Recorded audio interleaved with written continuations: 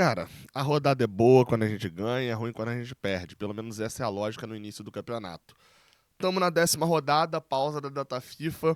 Eu vou fazer o resumão da 10ª rodada, mas depois eu vou fazer uma grande atualização na nossa lógica do Campeonato Brasileiro passado, praticamente um quarto, né, do campeonato, pouco mais de um quarto do Campeonato Brasileiro.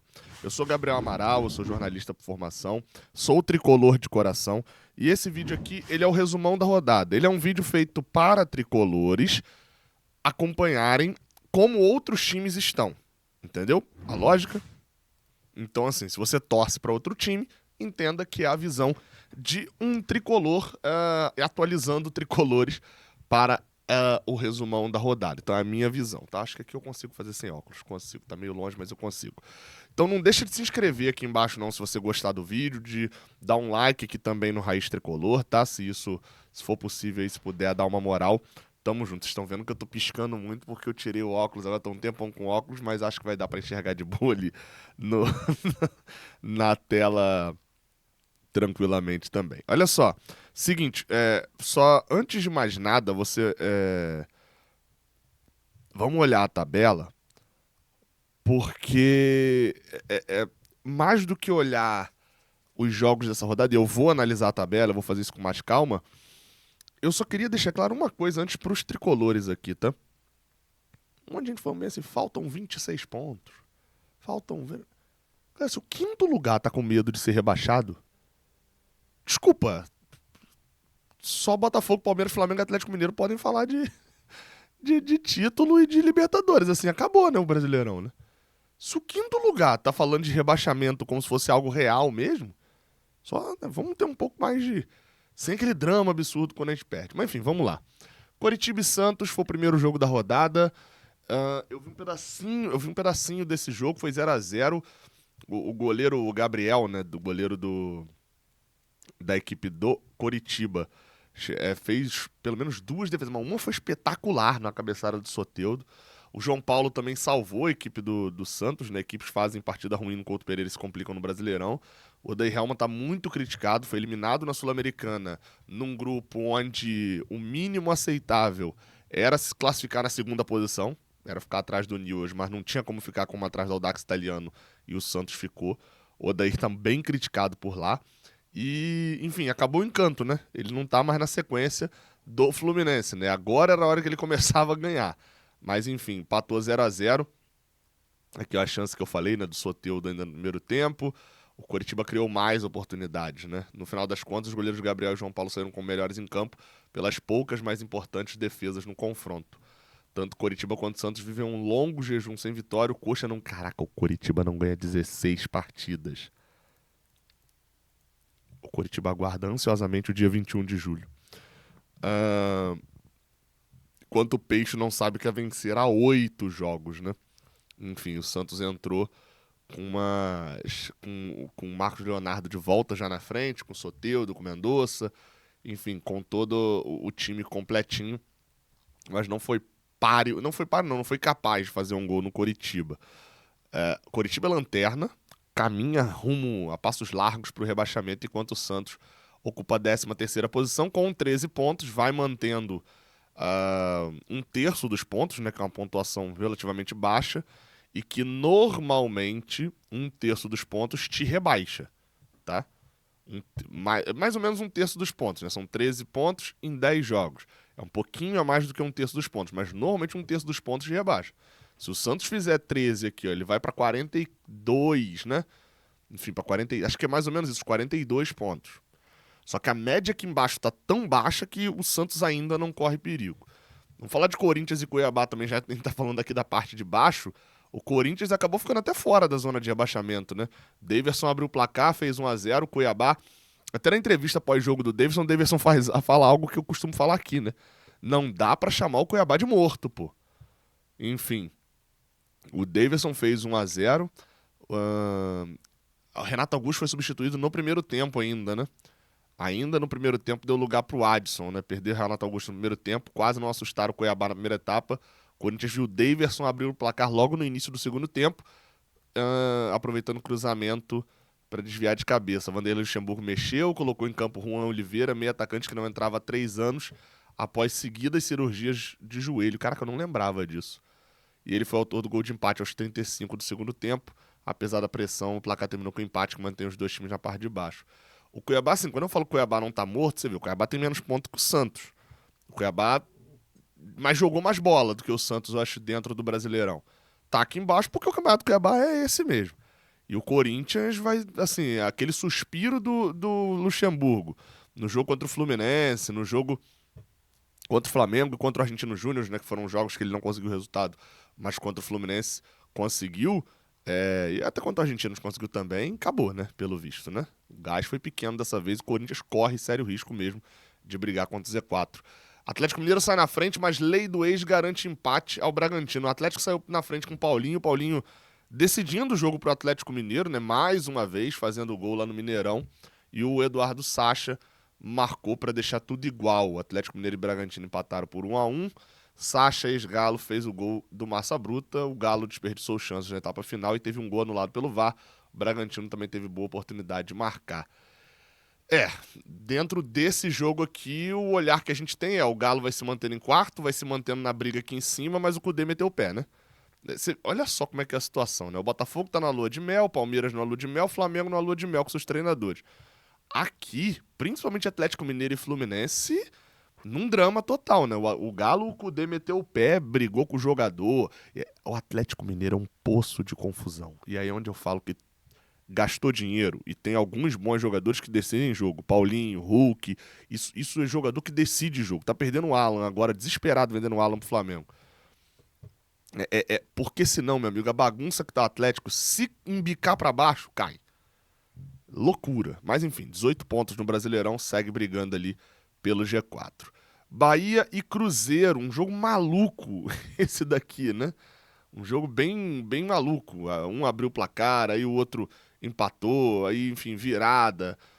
Em jogo de altos e baixos, nesse sábado, Arena Fonte Nova, Bahia e Cruzeiro terminaram em 2-2. 6 partidas sem vencer para o Bahia e 4 para o Cruzeiro. Os dois times embicaram para baixo, né? Como eu falei do Atlético Mineiro, os dois times embicaram para baixo. Isso no Brasileirão, né?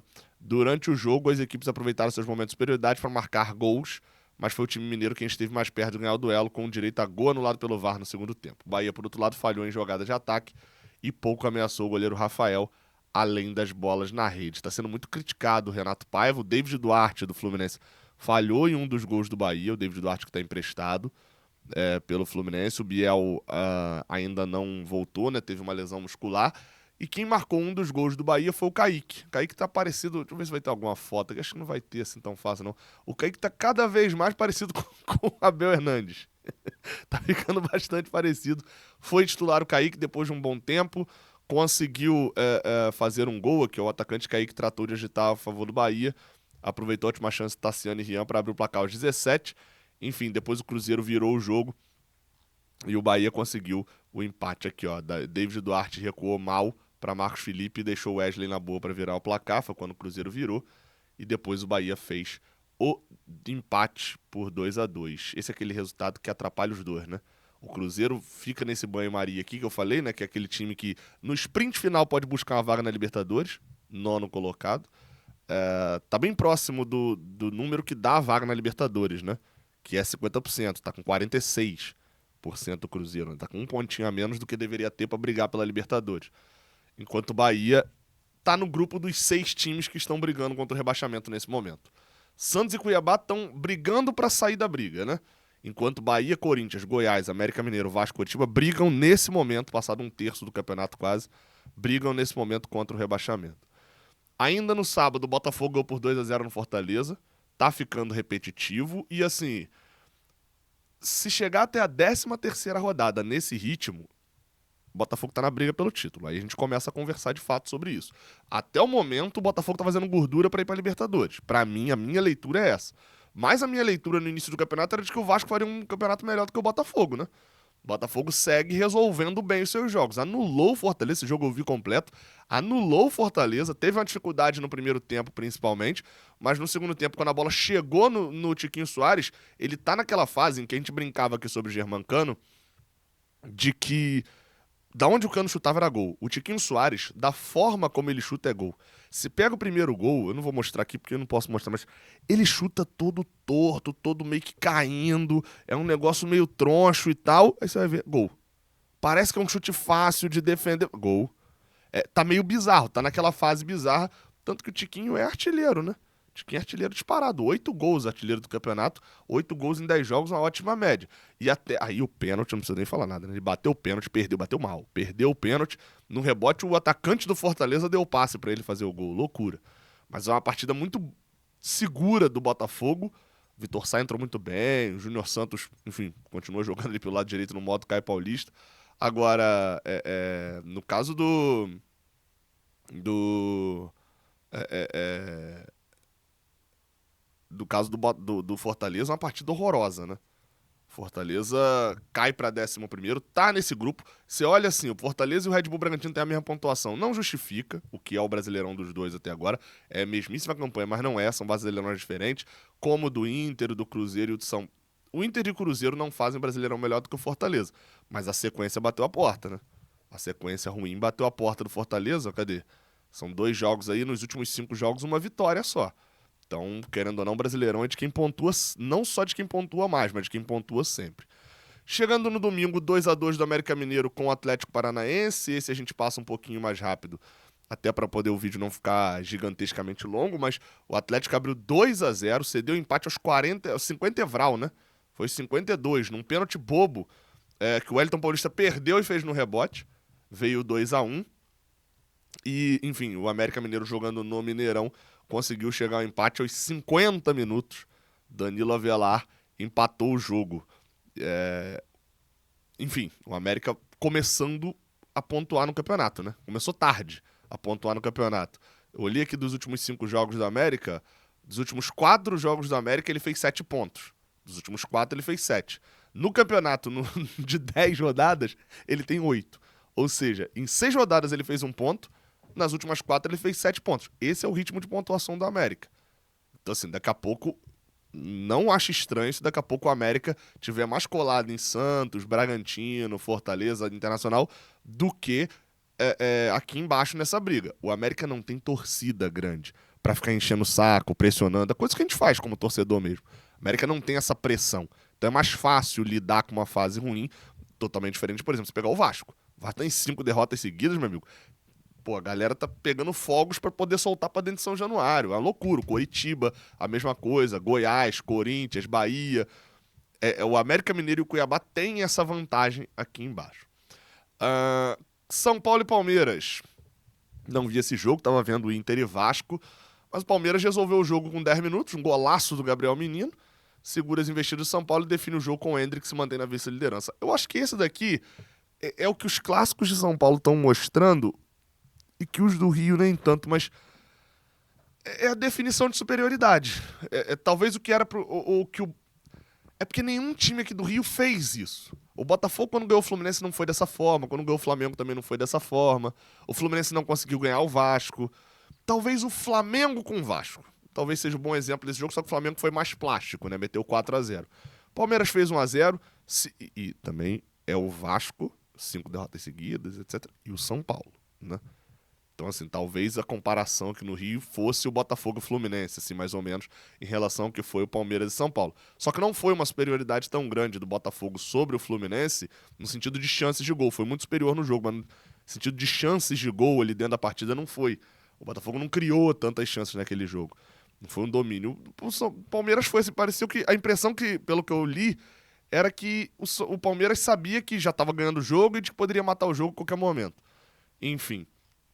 Teve esse pênalti com 2 minutos que era pro São Paulo, enfim, foi corretamente anulado, né? A primeira bola bate no jogador do Palmeiras mesmo. O Palmeiras segue pontuando como campeão brasileiro, né? A lógica do Palmeiras eu estou pontuando como campeão brasileiro, eu tenho 22 pontos em 10. Se o Botafogo tá pontuando mais, beleza, mas assim, você olha a sequência do Palmeiras, tinha empate, voltou a vencer. Tá voltando no ritmo. Nos últimos 5 jogos, por exemplo, o Palmeiras fez 9 pontos, o Botafogo também. Então, assim, uma hora que o Botafogo tropeçar, ou se tiver Botafogo e Palmeiras, não sei se já é um... Aqui, ó. Já é daqui a 2 rodadas, talvez o X venha aqui. do Palmeiras pra cima do Botafogo no Allianz Parque daqui a 2 rodadas. Antes disso, o Botafogo vai enfrentar o Cuiabá fora, jogo é que horas? Quinta-feira, 8 horas. Dependendo ali, pode ser um jogo bem chato no sentido de calor e tal. E o Palmeiras visita o Bahia. Tem 2 jogos chatos aí, né? Os 4 times daqui da frente pegam adversários mais complicados, assim. O Flamengo pega o Red Bull fora, não é tanto assim, não. E Atlético Mineiro e Fluminense se enfrentam, né? Quarto e quinto. Bem, Internacional e Vasco. O Internacional aparentou que faria o que o Flamengo fez, enfiaria 50-0 no Vasco, mas tomou o gol do Ryan, um moleque de 16 anos que subiu agora. Aí aquele problema, né? O Vasco tá no desespero, começa a subir moleque, aí o Ryan vai bem. O Ryan faz o gol. Mas o. Deixa eu pegar aqui um aleatório, porque acho que não tem nenhum outro moleque assim subindo agora, não. Mas teve um que entrou contra o Fluminense, o Juan. Tem o Ryan, mas tem o Juan, que é Juan com W. Que aí, tipo assim, sobe e é massacrado. Não sei se ele é bom, se ele é ruim, nem nada disso. Mas o fato é que o Vasco subiu um moleque, o moleque diminuiu 2-1, pressionou muito, mas o goleiro, o John Victor, fez uma defesa, meu amigo. Boladíssima, tá? Boladíssima. A defesa que ele faz no lance do Vasco é espetacular. O cara do Vasco perdeu o gol, perdeu. Mas assim, cadê? Foi o Gabriel Peck que acertou a trave, no rebote, Lucas Piton. Perdeu o gol, só pra dizer, tá? Procura aí depois o vídeo. Perdeu o gol. Agora, convenhamos, né? Defesaça absurda do cara, garantiu a vitória do Internacional. Mano Menezes tá de volta, né? Mano Menezes tá aí por uma vitória de se classificar em primeiro na Libertadores, né? E tá aí no Brasileirão, 10º colocado. Quase foi demitido, mas tá vivo ainda. Pra fechar, Flamengo 3-0 no Grêmio. Pelo que eu vi, eu tava narrando o jogo do Fluminense na hora, né? A gente tava fazendo a transmissão, mas pelo que eu vi depois dos comentários e dos melhores momentos, assim, foi um jogo que é o resultado muito mentiroso, né? O 3-0, Bruno Henrique, Pedro e Everton Cebolinha. Na verdade, Everton Cebolinha, Pedro e Bruno Henrique. Foi um resultado muito mentiroso. Não que o Flamengo não merecesse ganhar, né? Já falei isso daqui. Justiça no futebol é bola na rede. Não existe campeonato brasileiro de justiça, existe campeonato brasileiro de ponto. Mas assim, você olha os melhores momentos do jogo, cara. Acho que a frase do Bruno Alves aqui, né? É difícil um placar desse. O placar não reflete o que foi a partida. Foi o jogo que a gente mais conseguiu finalizar. Cara, teve uma chance perigosíssima do Suárez. Teve 2 bolas na trave do Suárez. Teve outra bola na trave de alguém do Grêmio que eu não identifiquei. Teve um chute perigo. Tipo assim, teve chance o Grêmio pra cacete, né? Tivemos chance no primeiro tempo, no segundo tempo. Teve a bola na trave, bola no travessão. O zagueiro tirou em cima da linha. Foi um bom jogo, nós jogamos de igual para igual com o Flamengo aqui. Essa frase o Bruno Alves deu mole de falar. Não fazia o menor sentido ele não ter essa noção de que essa frase não se fala. O resultado não reflete o que foi a partida, é pegar 10 dias e descansar. Teremos 2 jogos em casa, poderemos continuar subindo na tabela. Enfim, o Grêmio tem noção de que perdeu para um time que é mais forte e tá aqui em cima na tabela também. A tabela tá dessa maneira. O Botafogo tem 24, tá 2 pontos à frente do Palmeiras, que tá 3 à frente de Flamengo. O Flamengo, a diferença entre o Flamengo e o Atlético Paranaense são 3 pontos, né? 3 pontos e o saldo de gols, ou seja, o Atlético ganhando o seu próximo jogo, que é contra o São Paulo fora, e o Flamengo perdendo pro Red Bull Bragantino, o Atlético já empata com o Flamengo. Então essa parte aqui do 7º ao 3º tá bem comprimida. E com o tropeço nessa rodada do Fluminense, principalmente acho que foi o tropeço que mais chamou a atenção. Só detalhe, eu não falo do jogo do Fluminense porque eu já falei, tá? Tem vídeo, tem análise, tem tudo aqui. Com o tropeço do Fluminense, que se tivesse ganhado a sua partida, estaria empatado com o Flamengo aqui com 19 pontos, a gente poderia ver uma parte da frente ainda mais comprimida. Mas na próxima rodada, o grande jogo da rodada é Fluminense e Atlético Mineiro.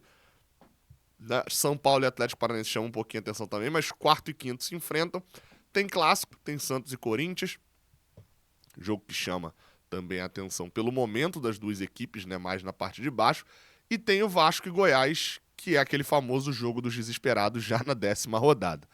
Enfim, eu ia comentar aqui uma outra situação, mas eu vou já deixar de aperitivo para um vídeo que eu vou lançar ao longo dessa semana, que é justamente analisando essa questão da tabela do Brasileirão até agora, mas é o seguinte: o Botafogo tem 6 jogos em casa e 4 fora.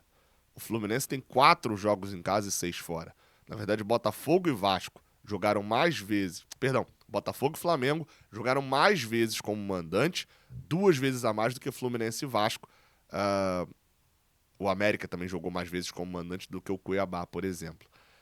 Isso cria uma distorção na tabela do início. Não há vantagem para fulano, não entra nessa não. Cria uma distorçãozinha na tabela que é o Fluminense, como mandante, tem um desempenho espetacular. São 3 vitórias e um empate. E agora, pós-paralisação, o Fluminense volta para jogar 4 das próximas 5 rodadas em casa. E isso pode corrigir um pouco a questão na tabela. É óbvio, não tô falando aqui de qualidade no campo das atuações, até porque o Fluminense acabou de empatar Goiás, pô. É óbvio que eu tô puto. Mas o cenário aqui de quinta colocação, com 4 e 6, né? 4 jogos em casa, 6 fora, sendo um desses jogos em casa um clássico contra o Vasco. No Maracanã, ou seja, isso prejudica um pouco mais também, porque é um time que também não viajou. Apesar da gente também ter feito um clássico fora contra o Botafogo. O Fluminense deve continuar na parte de cima da tabela, pelo menos espero eu, apesar da sequência ser encardida, né? Pega o Atlético Mineiro, pega o Bahia, sai para jogar com o São Paulo e depois volta para os jogos contra o Internacional e Flamengo. Essa é a sequência dos próximos 5 jogos do Fluminense. Beleza? Mais um resumão da rodada. Não esquece de deixar o like aqui embaixo, dar aquela moral aqui pra gente. Tamo junto, até a próxima. Valeu!